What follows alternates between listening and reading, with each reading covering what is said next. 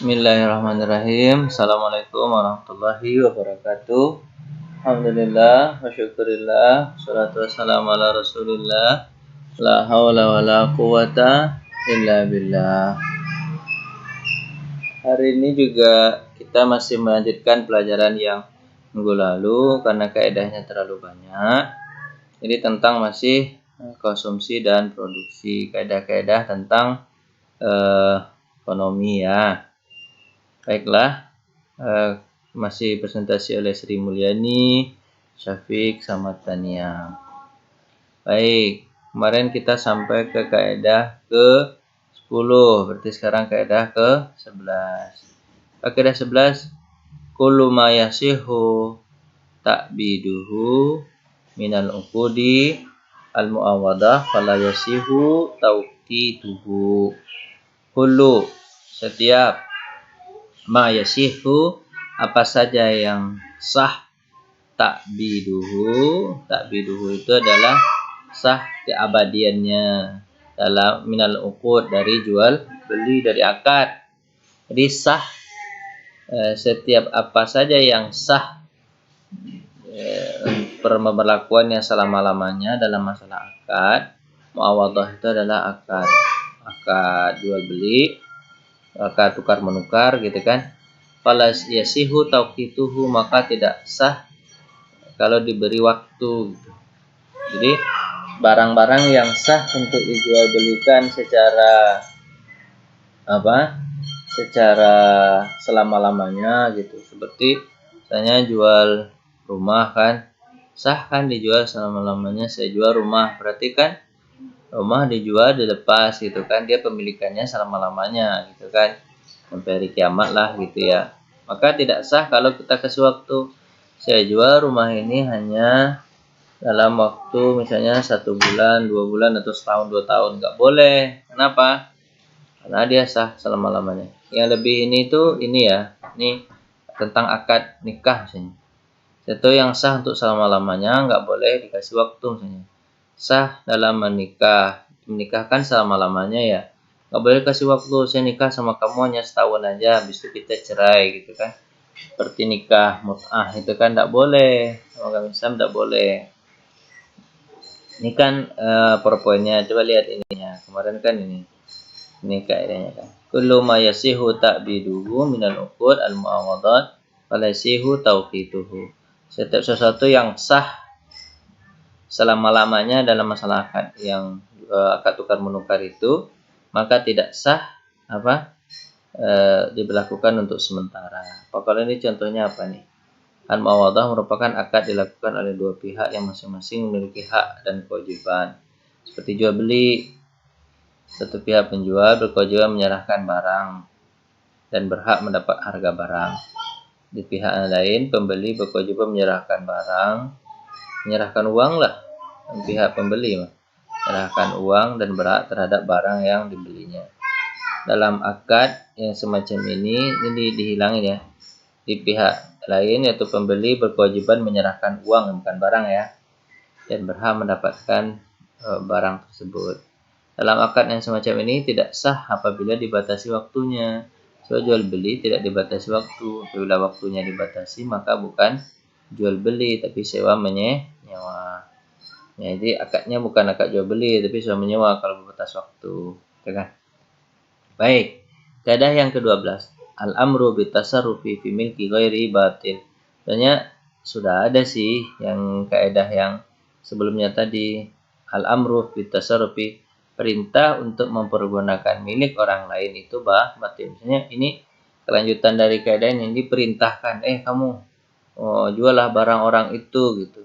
Saya perintahkan kamu untuk menjual barang temanmu. Itu nggak boleh diperintahkan begitu. Ini kaidahnya lanjutan dari kaidah ini. Nah, kaidahnya kaidahnya mana kemarin tuh? Kaidah nomor berapa ya? Mana dia? La yajuzu jahadin ayyusarrifa fi milki ghairihi bila iznihi. Tidak boleh seseorang mempergunakan milik orang lain tanpa izinnya. Sekarang al-amru bitasarruf, perintah untuk mempergunakan fi ghairi milkihi, bukan miliknya, fahuwa batil, maka batil, nggak boleh perintahkan orang untuk melakukan sesuatu yang bukan milik dia, itu batil ya. Lanjut ya, kaidah ke-13. La yatimmu tabarru'a illa bil qabdi. Tidak sempurna akad hadiah itu, tabarru'a itu kebalikan dari akad tijarah. Kalau tijarah itu kan ada transaksi profitnya, kalau ini kan sosial. Tidak sempurna akad sosial itu seperti serah hadiah gitu kan. Tidak sempurna hal itu kecuali dengan menyerahkan. Tidak hanya dengan kata-kata saya mau berikan kamu hadiah rumah gitu. Sebelum rumah itu dimiliki, maka itu tidak sempurna akad tabarruknya. Akad tabarruk itu kalau sudah diserahkan gitu kan. Beda kan kalau jual beli, boleh juga begitu, saya jual rumah saya gitu. Itu sudah terjadi akad, nanti kan bisa dituntut, kamu kan sudah jual rumah kamu gitu. Tapi kalau dalam tabarruk itu nggak bisa begitu ya, harus disempurnakan sampai menyerahkan. Contoh berikutnya, kaidah ke-14. Al-jawazu syar'i yunafid dhaman. Sesuatu yang dibolehkan oleh syarak tidak dapat dijadikan tuntutan ganti rugi. Sesuatu yang dibolehkan oleh syarak tidak dapat dijadikan tuntutan ganti rugi. Maksudnya ini adalah dibolehkan oleh syariah baik melakukan atau meninggalkannya tidak dapat dijadikan tuntutan ganti rugi. Contoh, si A menggali sumur di rumahnya sendiri gitu kan. Terus tahu kambing tetangga lewat di pagar rumahnya, kan rumah dia kan. Kemudian masuk ke sumur itu, mati kambingnya. Maka dia tidak harus ganti rugi karena kan dibolehkan syariat. Jawazu syar'i. Ini ada shin nih. Shin titik 3 ya. Jawazu syar'i yunafi dhaman. Sesuatu yang dibolehkan oleh syariat menghilangkan ganti rugi. Dibolehkan oleh syariat gitu. Kan dia nggak harus ganti rugi gitu ya. Dia menggali sumur di rumah dia, kecuali kalau dia menggali sumur di tengah jalan, masuk kambing atau binatang atau orang, maka dia harus tanggung jawab. Tapi dia menggali sumur di rumah dia untuk buat sumur. Beda ya dengan sumur kita sekarang ya. Kalau sumur kita sekarang kan mungkin dengan sumur bor aja. Kalau dulu kan sumur orang kan sumur besar-besar itu, ya kan? Kan digalinya bukan nggak sampai sehari, bisa 2 hari, bisa 3 hari, seminggu mudahan ya kan. Maka sesuatu yang dibolehkan oleh syariat tidak menghilangkan ganti rugi. Maka kambing tadi ya tanggung jawab sih yang punya kambing. Kullu qabulin jaizun ayyakuna qabiltu. Setiap qabul, penerimaan, boleh dengan ungkapan saya terima. Qabiltu, saya terima, gitu aja sih. Ya, dengan kayak orang ngasih kita kan, saya kasih kamu rumah ya, ya saya terima, itu sudah cukup, gitu kan. Kaidah ke-16. Kullu syartin kana fi maslahatil aqdi aw min muqtadahu fa huwa jaiz. Kemarin ini sudah juga ya, setiap syarat maslahah ini dha-nya hilangkan titiknya di sha. Kullu syartin kana min maslahati, setiap syarat yang untuk kemaslahatan akad atau untuk min muqtadah bahwa atau untuk menguatkan akad tadi, maka dia boleh. Jadi syarat untuk menguatkan akad boleh. Saya mau beli motor kamu, tapi syaratnya kamu bawa motor kamu ke sini ya biar saya bisa lihat. Itu kan untuk menyempurnakan akad gitu kan. Untuk menyempurnakan akad. Karena kan mau beli motor kan harus lihat dulu fisiknya seperti apa. Pak, gitu kan? Walau syartin kana fi maslahah, setiap syarat yang dijukan karena untuk kemaslahatan akad itu dibolehkan. Kalau untuk menggugurkan akad itu nggak boleh, misalnya. Walau syartin, misalnya syarat saya mau beli motor kamu, tapi dengan syarat motor kamu ini bakar dulu. Itu kan bukan untuk kemaslahatan, kok dibakar hancur lah dia. Itu nggak boleh begitu ya. Baik, kaidah ke-17. Apa itu? Ma jaza bai'uhu jaza rahnuhu. Apa yang boleh untuk dijual belikan, maka boleh pula untuk digadaikan. Kita boleh memperjualbelikan motor, maka boleh juga motor itu untuk digadaikan. Kita boleh untuk memperjualbelikan ini rumah, kita boleh juga untuk menggadaikan rumah tersebut. Tapi sesuatu yang tidak boleh dijual belikan nggak boleh digadaikan. Intinya anak kita kan nggak boleh kita jual belikan, nggak boleh juga anak kita itu kita gadaikan, nggak boleh ya.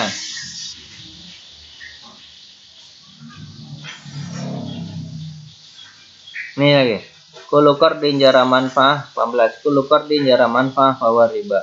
Setiap utang piutang jara manfaah yang mengalirkan manfaat, bahwa riba itu riba. Di setiap pinjaman dengan menarik manfaat pinjaman tapi kita tarik manfaat, maka itu riba. Kita pinjamkan duit terus kita tarik, kamu harus bayar lebih dari apa yang saya pinjamkan, maka itu riba. Ini kaidah yang sangat terkenal ya, harus kalian hafal betul nih. Kullu qardin jara manfaah fahuwa riba. Ada 18. Kaidah 19. Ad-dararu yuzal. Ini udah berulang-ulang nih kaidah asasi nih ya. Kemudaratan itu harus dihilangkan. Udah Anda paham banget nih. Kaidah 20. Al-hajah tanzilu manzilatut darurah. Kebutuhan itu bisa menempati posisi darurat. Contoh, dalam jual beli, objek yang dijual telah wujud. Tapi demi untuk kelancaran transaksi boleh menjual barang yang belum berwujud. Asal sifat-sifat itu tentunya telah ada. Ini kebutuhan orang dalam ini gitu. Kebutuhan ini masalahnya.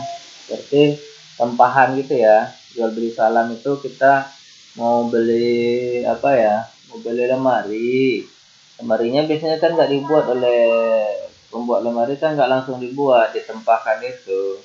Kan itu kebutuhan ya. Lemari itu kebutuhan. Memang kayak gitu kebiasaannya. Maka al-hajah dia tuh, hajat sebenarnya dia, tapi dia bisa posisi darurat, akhirnya dibolehkan posisi itu. Sekarang kita masuk ke kaidah.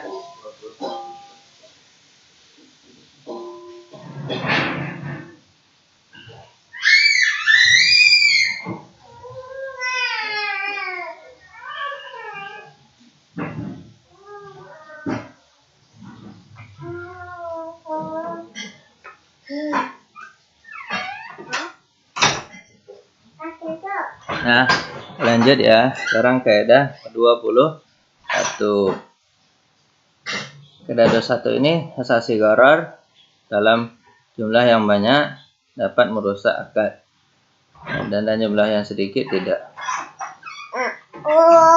Kaidahnya tidak dituliskan ya. Tidak dituliskan transaksi al-aqdu al-gharar fi jumlah yang banyak, ya kan? Fi jumlati apa lupa saya ini juga ada tulisan juga ya. Ya itulah ini kaidahnya, nanti dicari ya. Transaksi gharar dalam jumlah yang banyak dapat merusak akad dalam jumlah yang sedikit. Ghararnya lebih banyak daripada apa kaidahnya? Ghararu. Ya, itu misalnya nih ghararnya lebih banyak. Contohnya mana? Jadi jelasan contohnya banyak apa? Ya kan terlalu banyak ghararnya maka akadnya jadi batal. Sebab tidak semua barang dapat diketahui. Kaidah ke-22 nih, barang siapa yang terkait dengan harta syubhat, di mana dia tidak tahu siapa yang berhak atas barang tersebut, maka hendaklah dia disedekahkan barang syubhat. Secara syubhat, aduh lupa sih. Pokoknya barang syubhat itu ambilnya sedekahkan aja. Mungkin 22 ya, cukup ya 22. Ada dua kaidah yang tidak ada bahasa Arabnya, tinggal dicari. Baik, kesimpulan, terima kasih atas perhatian, mohon maaf atas segala kurangan. Jadi kaidahnya tentang ini banyak sebenarnya ya, tentang ekonomi ini ada sekitar 120 kaidah tentang kaidah ekonomi. Jadi di sini diungkapkan 22. Ya, alhamdulillah cukup ya, kalau untuk dihafal cukup insyaallah. Makasih atas perhatian, mohon maaf atas segala kurangan. Kita tutup dengan baca hamdalah. Alhamdulillahirabbil alamin. Assalamualaikum warahmatullahi wabarakatuh.